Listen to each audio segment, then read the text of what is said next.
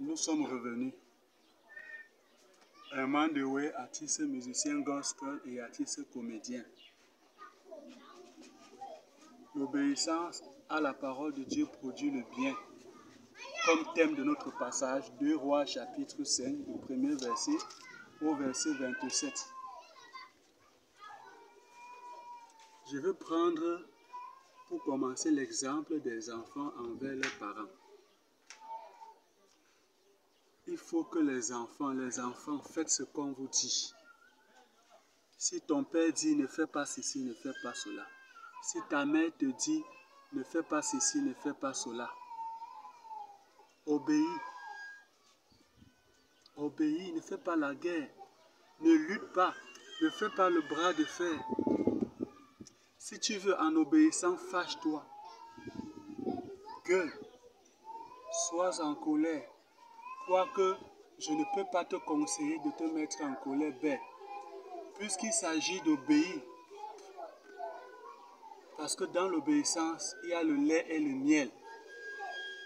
Il y a la solution, il y a la satisfaction, il y a la délivrance. Naaman le Syrien a été guéri en obéissant au prophète Élisée d'aller se laver 7 fois dans le fleuve Jourdain. Son serviteur Géasi lui a désobéi en courant après Naaman qui n'était plus le Syrien pour recevoir de lui les présents que le prophète Élisée n'avait pas reçus, avait refusé. Et la lèpre de Naaman qu'il avait quitté s'est attachée à Géasi, serviteur du prophète Élisée, et pour de bon. Quand tu désobéis, ce n'est pas bon. Tu n'auras pas le bien dans la désobéissance. Toi, enfant, fille ou garçon, toi, la fille, fais attention de t'agiter. Quand tu es déjà dans l'adolescence, toi, le garçon, fais attention de t'agiter quand tu es déjà dans l'adolescence.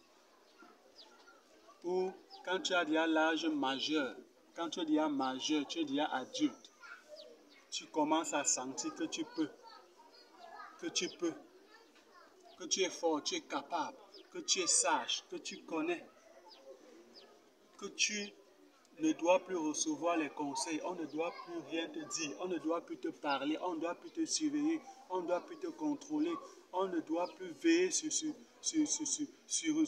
toi, on ne doit plus se fâcher de toi, on ne doit plus te gronder, on ne doit plus te reprocher, on ne doit plus te redresser. Tu crois que tu es arrivé, tu es animé de la suffisance. Mets de l'eau dans ton vin, comme on dit souvent. Laisse l'orgueil. Laisse le complexe de supériorité. Laisse l'arrogance. Laisse fanfaron. Laisse hautain. Même si tu as les diplômes, c'est bien, c'est tant mieux. Mais ne sois pas orgueilleux. Obéis. Ne te sens pas arrivé. Obéis. Fais ce que ton père te dit. Fais ce que ta mère te dit.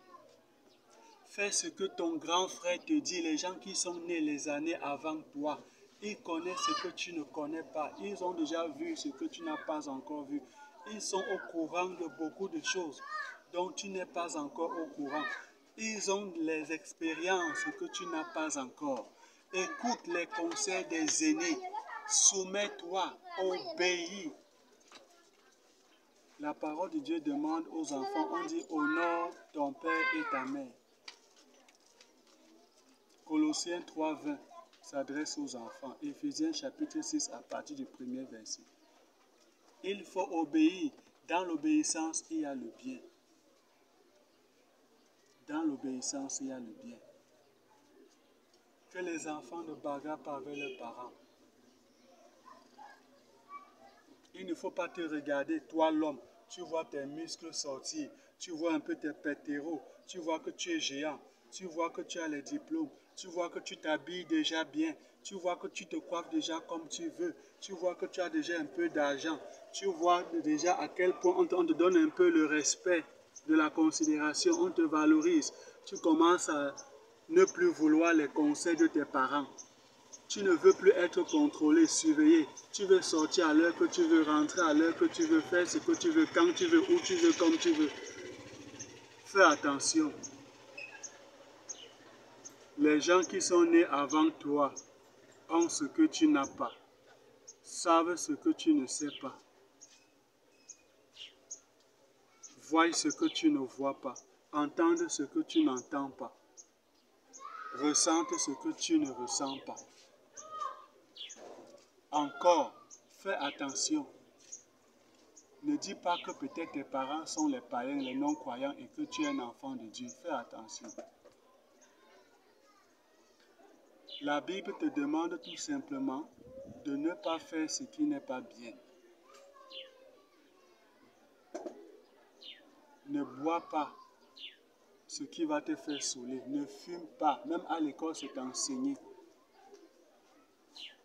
On enseigne à l'école ce que fait la cigarette, le tabac, la nicotine dans l'organisme à l'égard de ton foie, de ton cœur, de tes poumons, de tes reins, de tes organes vitaux. L'alcool, le tabagisme. Laisse la prostitution, la vie de débauche. Si tes parents ne sont pas dans la foi, s'ils ne sont pas chrétiens, ce qu'ils te demandent de faire, si c'est bien obéi, ne dis pas que ce sont les païens. Et si maintenant ils sont croyants, fais donc plus attention à ce qu'ils te disent, à ce qu'ils te demandent de faire. Crains.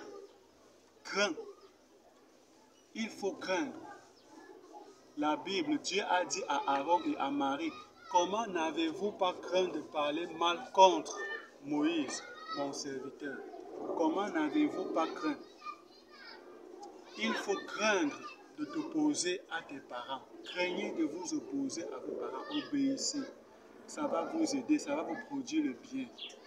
Obéissez, faites ce que vos parents vous demandent de faire. Obéissez, ne faites pas la guerre. Obéissez, ne faites pas la guerre. Or, les Syriens étaient sortis par troupes et ils avaient amené captive une petite fille du pays d'Israël qui était au service de la femme de Naaman. Et elle dit à sa maîtresse, « Oh, si mon Seigneur était auprès du prophète qui est à Samarie, le prophète le guérirait de sa lèpre. » Naaman alla dire à son maître, « La jeune fille du pays d'Israël a parlé de telle et telle manière. » Et le roi de Syrie dit, « Va, rends-toi à Samarie, et j'enverrai une lettre au roi d'Israël. » Il partit prenant avec lui 10 talents d'argent, 6000 cycles d'or et 10 vêtements de rechange. Il porta au roi d'Israël la lettre où il était dit, « Maintenant, quand cette lettre te sera parvenue, tu sauras que je t'envoie Naaman, mon serviteur, afin que tu le guérisses de sa lèpre. » Après avoir lu la lettre, le roi d'Israël déchira ses vêtements et dit, « Suis-je un Dieu pour faire mourir et pour faire vivre, qu'il s'adresse à moi afin que je guérisse un homme de sa lèpre? Sachez donc et comprenez qu'il cherche une occasion de dispute avec moi. » Nous allons faire une autre pause avant de continuer.